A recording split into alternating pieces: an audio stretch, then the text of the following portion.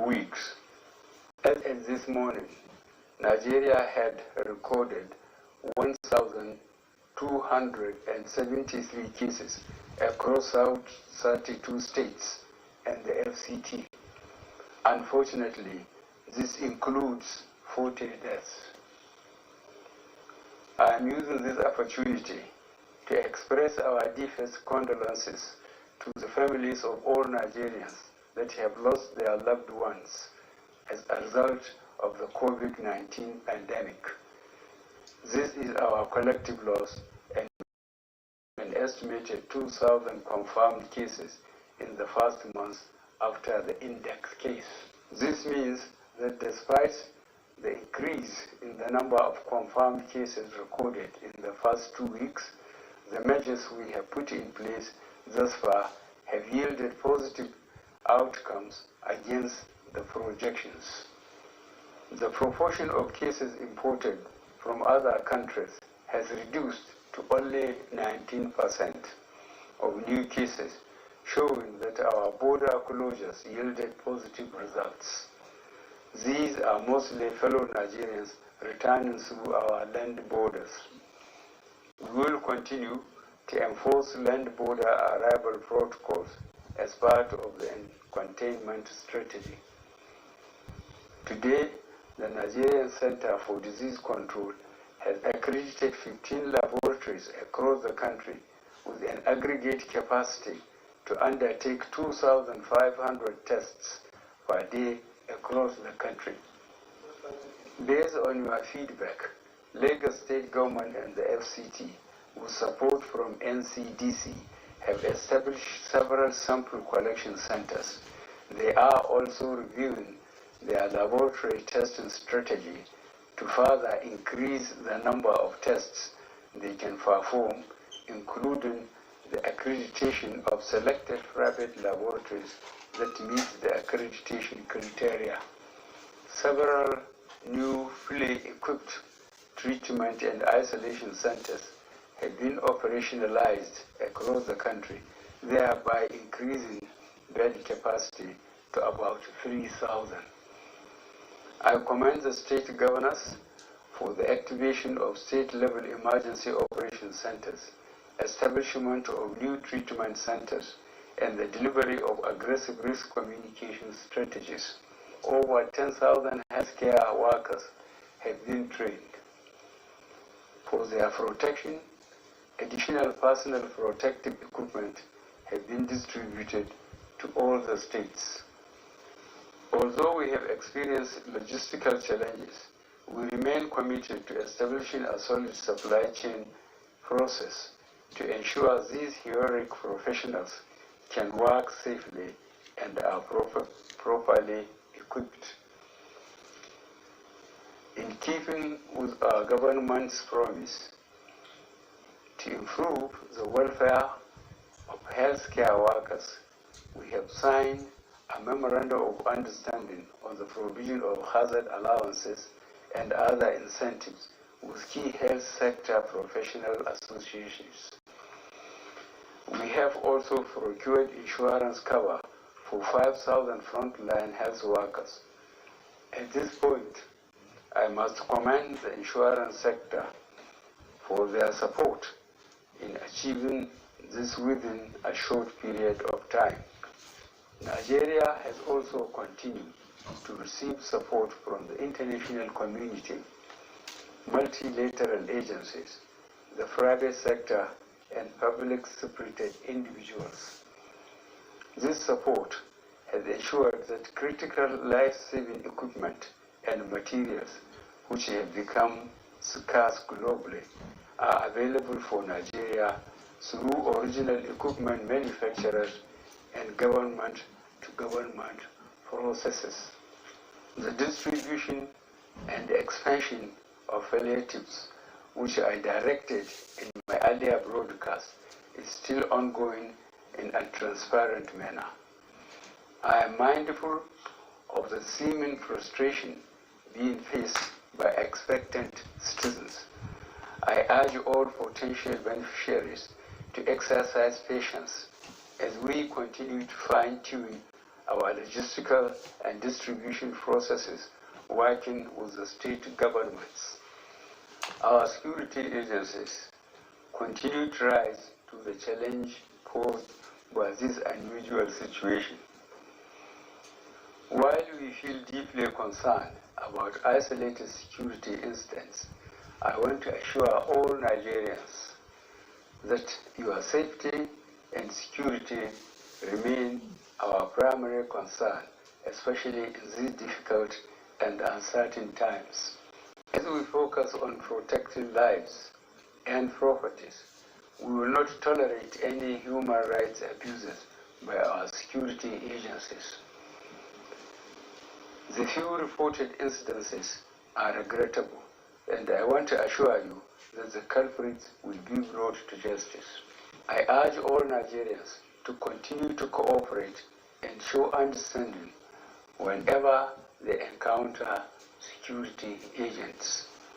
Furthermore, for their protection, I have instructed that the personnel of all the security agencies be provided with the necessary personal protective equipment against infection.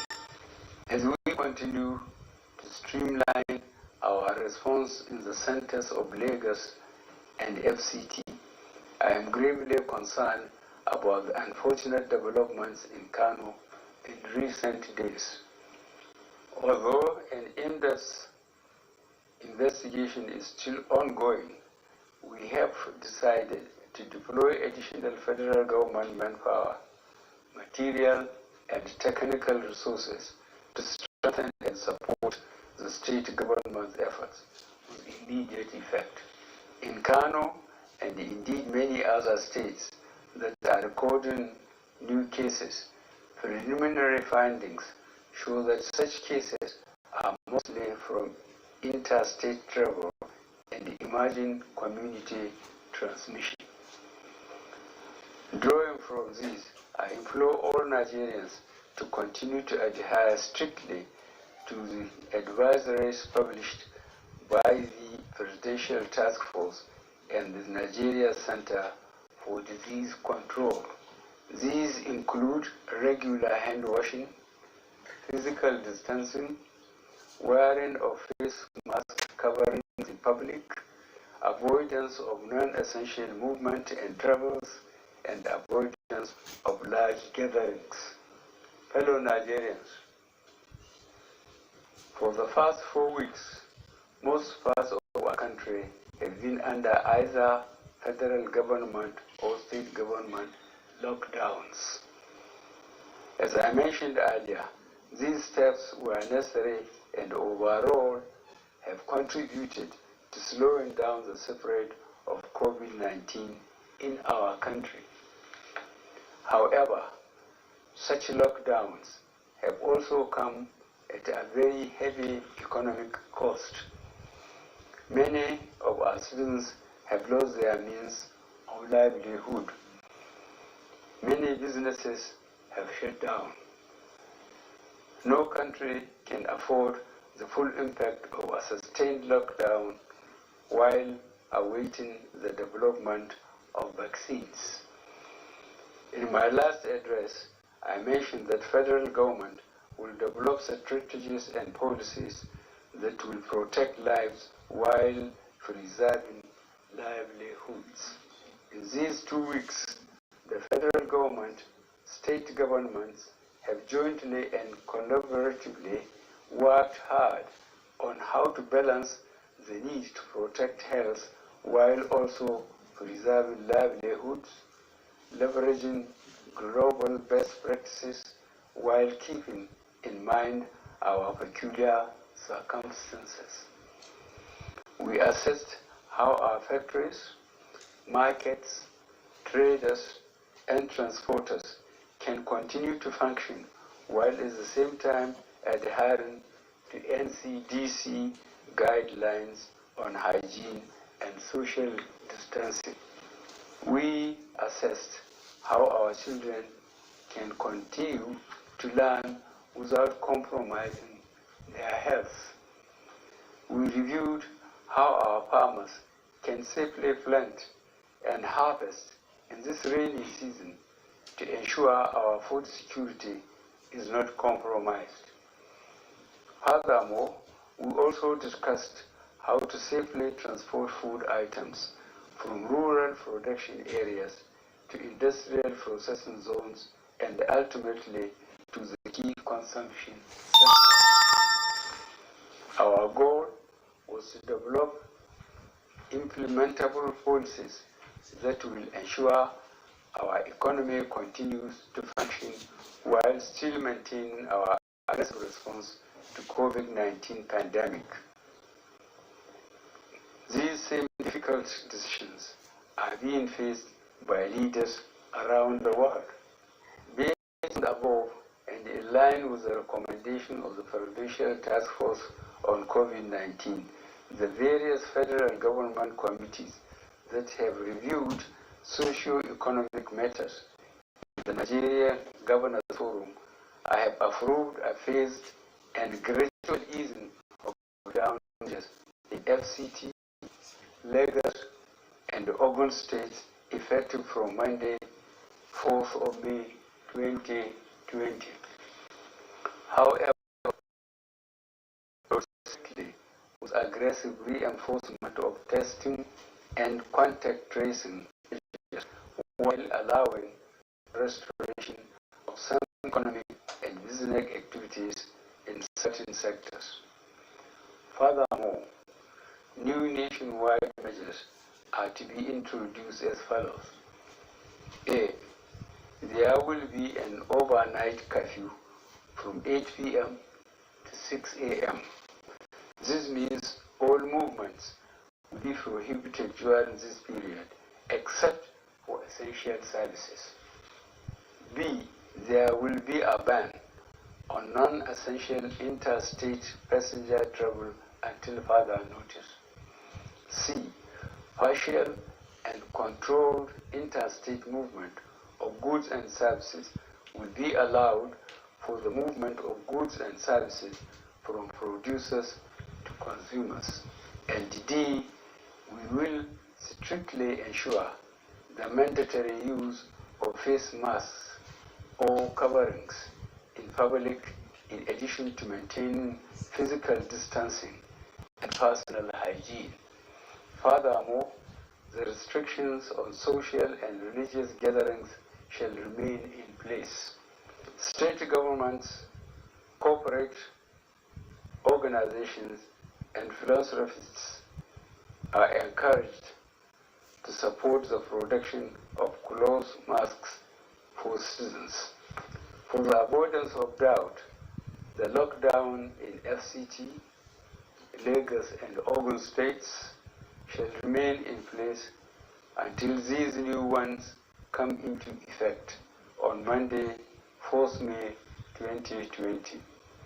The Presidential Task Force shall provide sector-specific details to allow for preparations by governments, businesses, and institutions.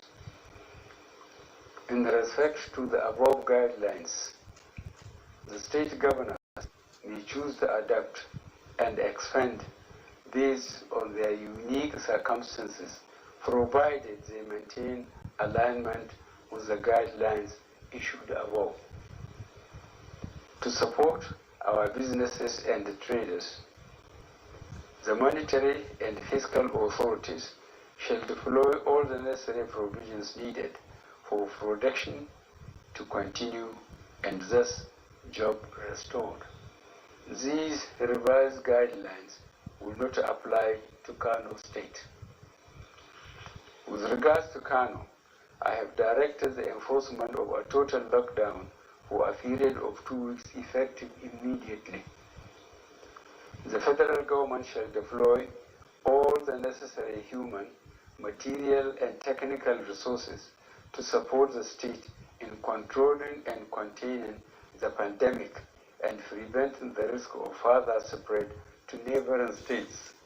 I wish to once again commend the frontline workers across the country who, on a daily basis, risk everything to ensure we win this fight. For those who got infected in the line of duty, rest assured that government will do all it takes to support you and your families during this exceedingly difficult period. I will also take this opportunity to assure you all that your safety, well-being, and welfare remain paramount to our government. I will also recognize the support we have received from our traditional rulers, the Christian Association of Nigeria, the Nigerian Supreme Council for Islamic Affairs, and other prominent religious and community leaders.